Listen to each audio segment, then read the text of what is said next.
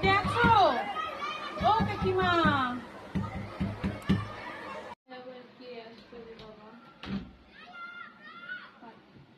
আছো কাকিমা? তিন্নি বাড়িতে আছে? আসলে ওর সাথে না অনেকদিন দেখা হয় না, ওই জন্য আসলাম।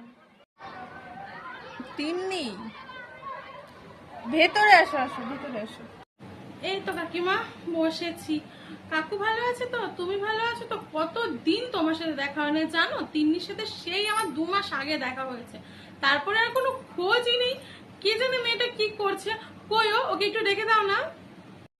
আগে আগে বসো তো, তারপরে কথা হচ্ছে।